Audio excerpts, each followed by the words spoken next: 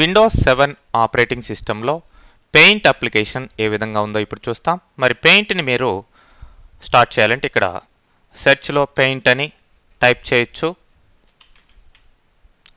లేదంటే మీకు ఇక్కడ పెయింట్ వచ్చేసింది. లేదు మీరు ఇక్కడ పెయింట్ అని ఎక్కడైనా ఉంది. జనరల్గా అయితే ఆల్ ప్రోగ్రామ్స్ కింద యాక్సెసరీస్లో పెయింట్ అనే అప్లికేషన్ ఇక్కడ ఉంటుంది. మరి ఈ పెయింట్ అప్లికేషన్లో మీకు ఎక్స్పీలో కంటే డిఫరెంట్ లుక్ ఫీల్ అనేది ఉంటుంది. Plus number of additional features కూడా యాడ్ చేశారు. ఇక్కడ ఉన్న మోడల్ మెనూ మోడల్ కాకుండా ఇట్లా రిబ్బన్ సిస్టమ్ ఇవ్వడం జరిగింది. హోము వ్యూ 2 ట్యాబ్స్ మాత్రమే ఉన్నాయి.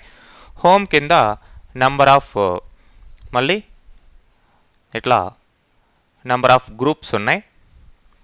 Clip board, image, tools, shapes, colours ఇట్లా.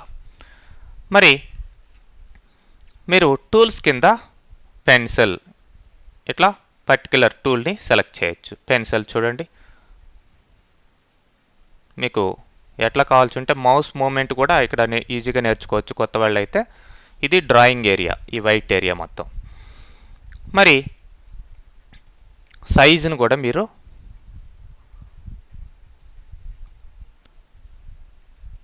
తీసుకునే అవకాశం ఉంది.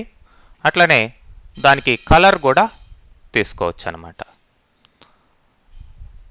ఓకే, మరి దీన్ని కాస్త ఎరేజ్ చేయాలి అనుకోండి, ఎరేజర్ ఉంది. ఇట్లా కొంత పార్ట్ ఎరేజ్ చేయొచ్చు. లేదంటే మీరు సెలెక్ట్లోకి వెళ్ళి సెలెక్ట్ ఆల్ అనిచ్చి డిలీట్ బటన్ ప్రెస్ చేయండి. కీబోర్డ్లో డిలీట్ అయిపోతుంది మొత్తం. Okay, select all, delete. లేదంటే పర్టికులర్ పార్ట్ను కూడా మీరు సెలెక్ట్ చేసుకోవచ్చు. నెక్స్ట్ ఇక్కడ నంబర్ ఆఫ్ బ్రషెస్ ఇవ్వడం జరిగింది. ఏ టైప్ ఆఫ్ బ్రష్ కావాలి అనేది మీరు సెలెక్ట్ చేసుకోండి. మరి ఆ బ్రష్ యొక్క సైజ్ కూడా మీరు సెలెక్ట్ చేసుకోవచ్చు. ఓకే, ఇట్లా పర్టికులర్ కలర్ క్లిక్ చేసి ఇట్లా డ్రా చేయొచ్చు. ఈ కలర్స్ ఇక్కడ ఉన్న కలర్సే కాకుండా ఎడిట్ కూడా చేయొచ్చు. ఇట్లా డెప్త్ ఎంత కావాలి, ఏ ఏరియాలో కలర్ ఇట్లా క్లిక్ చేస్తూ మూవ్ చేస్తే కొత్త కలర్ కూడా మీరు మిక్స్ చేసుకోవచ్చు. యాడ్ టు కస్టమ్ కలర్స్ అని ఓకే అంటే ఆ కలర్ తోటి మీకు డ్రాయింగ్ అనేది రావడం జరుగుతుంది. మరి ఇక్కడ ఉన్న కలర్ని పికప్ చేసుకోవాలనుకోండి. సపోజ్ ఈ కలర్ తోటి డ్రా చేయాలి. ఇక్కడ పైన ఆల్రెడీ ఉన్న డ్రాయింగ్ కలర్ని యూజ్ చేసుకోవాలి. కలర్ పిక్కర్ ఉంది, కరెక్ట్గా ఇక్కడికి వచ్చి క్లిక్ చేయండి.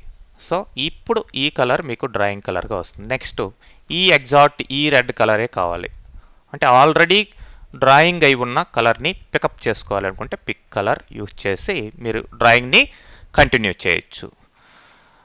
Next select rectangular selection, free form selection ఇట్లా ఉంది. రెక్టాంగులర్ సెలెక్షన్ అనుకోండి, ఏ పార్ట్ కావాలో ఆ పార్ట్ అట్లా సెలెక్ట్ చేసుకోండి, డిలీట్ చేయొచ్చు. నాట్ ఓన్లీ డిలీషన్, మీరు కట్టు, కాపీ ఇవన్నీ కూడా చేయొచ్చు అనమాట. నెక్స్ట్ ఇక్కడ ఏదైనా టైప్ చేయాలి అనుకోండి, దీన్ని తీసుకోండి. ఇప్పుడు టైప్ చేసేదానికి దిస్ ఈజ్ ఇట్లా టైప్ చేయొచ్చు. కలర్ కూడా మార్చుకోవచ్చు టైప్ చేసేటప్పుడే. ప్లస్ దీని సైజ్ కూడా మీరు చేంజ్ చేసుకోవచ్చు. నెక్స్ట్ టైప్ చేసినప్పుడు ఆ సైజ్ ఎట్లా మారుతుంది. దీనికి బోల్డ్ అంటే సెలెక్ట్ చేసుకొని మీరు క్లిక్ చేసి డ్రాగ్ చేస్తే సెలెక్ట్ అవుతుంది. బోల్డ్, ఇటాలిక్, అండర్లైన్ అని ఇట్లా టెక్స్ట్ స్టైల్స్. అదేవిధంగా ఈ ఫాంట్స్ అంటారు, ఈ ఫాంట్స్ని మార్చుకోవచ్చు. అంటే క్యారెక్టర్స్ ఏ విధంగా ఉండాలి అనే దానికి. ఓకే, మరి ఇక్కడ జూమ్ చేయాలి అనుకోండి, క్లిక్ చేయండి, అట్లా ఎన్లార్జ్ చేసుకోవచ్చు. ఓకే, మీకు ఇక్కడ వ్యూలో కూడా ఉంది జూమ్ ఇన్, జూమ్ అవుట్ 100% అంటే ఒరిజినల్కి వచ్చేస్తాం అన్నమాట.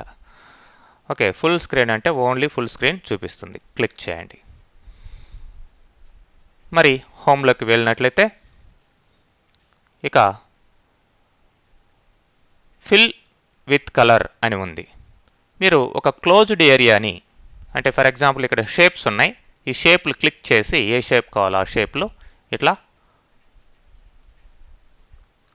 ఇచ్చేయండి. ఇప్పుడు వీటి లోపల ఏదన్నా కలర్ ఫిల్ చేయాలంటే ఫిల్ విత్ కలర్ సెలెక్ట్ చేసుకోండి. క్లిక్ చేస్తే ఆ క్లోజ్డ్ ఏరియాలో కలర్ ఫిల్ అవుతుంది. బయట క్లిక్ చేశారనుకోండి, ఫర్ ఎగ్జాంపుల్ ఈ కలర్ బయట క్లిక్ చేస్తాం, టోటల్గా ఆ కలరే అయిపోతుంది.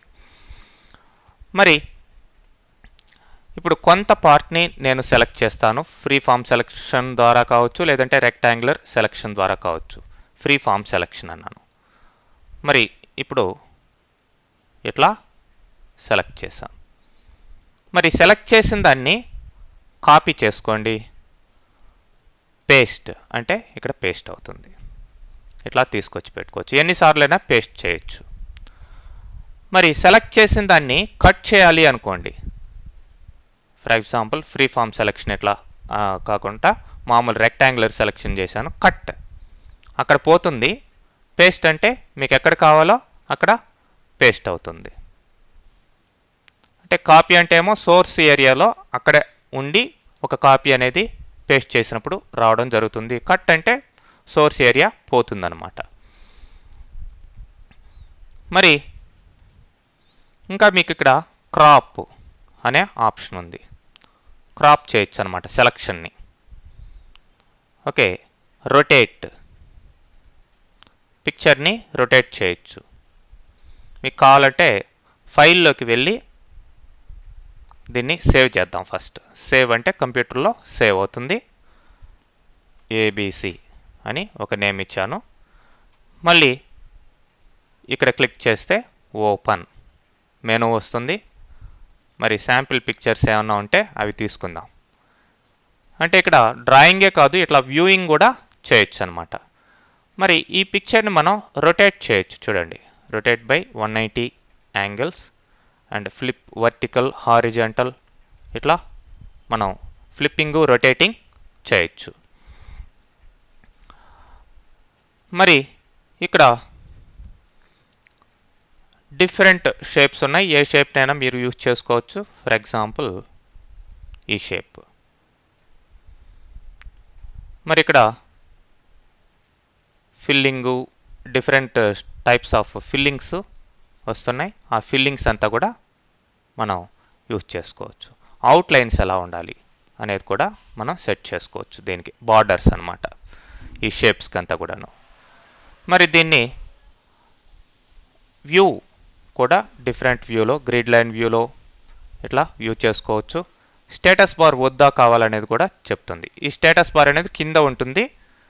ఈ ఫైల్ సైజ్ ఎంత, దానికి సంబంధించిన డీటెయిల్స్ అని చెప్తూ, ఇది వద్దనుకుంటే ఇట్లా తీసేసేయచ్చు. సో మళ్ళీ దీన్ని మాడిఫికేషన్ చేసాం కాబట్టి మనం ఏం చేయొచ్చు, మళ్ళీ ఇక్కడ సేవ్ లేదంటే సేవ్ యాజ్ అని సేవ్ చేసుకోవచ్చు. అంత అయిన తర్వాత సేవ్ యాజ్ అంటాం అనుకోండి.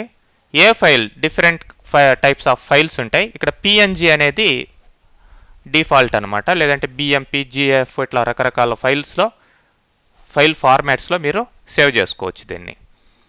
ఓకే, మాడిఫై అయింది కాబట్టి మళ్ళీ సేవ్ యాజ్ లేదంటే. అయితే ఆ ఫైల్ ఫార్మాట్స్లో కొన్ని ఫార్మాట్స్లో ఇక్కడ ఉన్న పిక్చర్ క్లారిటీ అనేది ఇంక్రీజు డిక్రీజ్ కావడం అనేది జరుగుతుంది. సైజ్ కూడా డిఫరెంట్గా ఉంటుందండి. ఈ విధంగా మీరు డిఫరెంట్ వర్క్స్ ఈ యొక్క పెయింట్ అప్లికేషన్లో చేయొచ్చు.